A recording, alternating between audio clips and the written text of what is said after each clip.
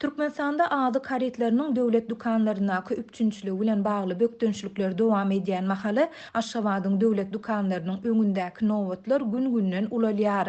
Lewap vilayatynda bolsa häkimetler raýatlaryň döwlet dukanlaryndan paýok almak işine täze çäklendirme girizýär. Bu ýagdaýlaryň jikmejikleri barada Adatlyk radiosynyň habarçysy we çeşmesi 20-nji oktýabrda habar berdi. Şuň paýtagtyň döwlet dukanlarynyň öňünde 100den gowrak adam nowat durdu.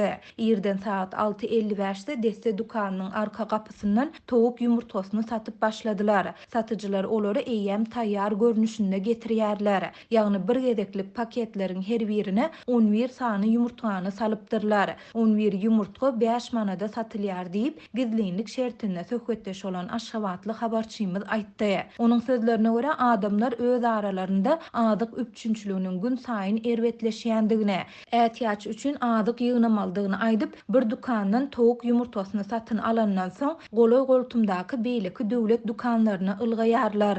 Türkmenistanda indi ýagty geljegi we sosial awadançylygy ynanmaýandyklaryny aýdan adamlar deste dukanyndan soň Garryf we Anna Durdiýew köçeleriniň çatyrygynda ýerleşýän 42-nji belgili dukana ylgadylar. Bu ýerde ullakan nowat emele geldi diýip habarçy sözüniň üstüne goşdy. Şondan soň nowata duran adamlaryň arasynda dören dawa jenjeller sebäpli satyjy aýal ilki nowata duran adamlara nägilelik bildirdi. Soňra da dukana polisiýa işgärleriniň kömegi iýerilmegini sorady. Satyjy aýal gowhlaşýan adamlara ýüzlenip siz nähili gadar bilmez. Sizi saklamadlyk üçin giýje ýatman ýumurtalary paketlere ýerleşdirdik. Ýöne siz adaty nowatda durup bilmeýärsiňiz diýip polisiýa jaň etdi. Ýöne telefona jogap beren polisiýa resmisi ýeterlik polisiýa işgäriniň ýokdugyny aýdyp uruş bolmasa ownuk zatlar üçin jaň etmäň diýip jogap berdi diýip habarçy şaýat bolan ýagdaýyny gurrun berdi. Bu aralykda Lewap vilayatynyň Farap etrafyndaky döwlet dukanlarynda ilata paýok görnüşinde berilmeli arasalanmadyk paýta ýagy satyldy.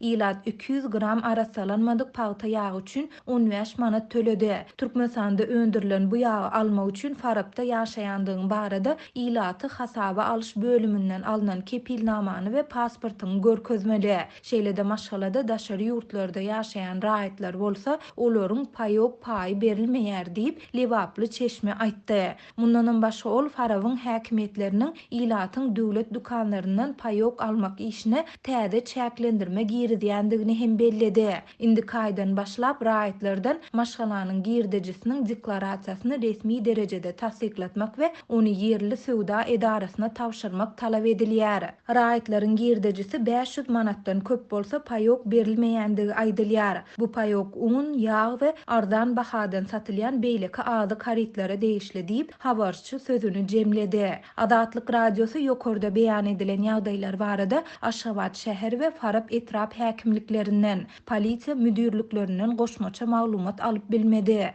Türkmenistanda indi 3 ýyldan gowrak wagt bäri dowam edýän ýeti ykdysady kynçylyklaryň fonunda ýurdun döwlet dukanlarynda ady karetleriniň gyçylygy saklanyp galýar. Raýatlar döwlet dukanlarynda satylýan ady karetlerini satyn almaga ýykyn edýär. Maglumat üçin aýtsak, hususy dukanlarda arasalanmadyk ösümlik ýagynyň 1 litri 60 manat, bir ýumurtga 1 manat 10 teňe, 1 manat 20 teňe aralygynda bahalanýar. 7-nji oktýabrda Adatlyň Lewapdaky habarçysy döwletiň ardan bahadan goý berýän adyk önümleriniň paýta ýygylýan döwründe adamlary gorkutmak üçin ulanylýan atgyr ýaraga öwrilýändigini habar berdi. Habarçy bilen söhbetdeş olan büdjet işgärleri ýerli häkimetleriň özlerine aýda bir gerek berilýän 3 kilogram 10-200 gram arasalanmadyk ýagy adyk önümlerinden kesmek haýwatyny atandygyny gurrun berdiler. Türkmen resmileri ýurtda dowam edýän ykdysady kynçylyklary şolsanda esasy iýmit önümleriniň üpçünçliginde döreýän kynçylyklary açaçan boyun almaýar. Türkmen hökümetiniň mejlislerinde ýurtda adyk howpsuzlygynyň döredilendige, importyň ornuny tutýan önümleri öndürmek üçin ähli şertiň bardygy aýdylýar.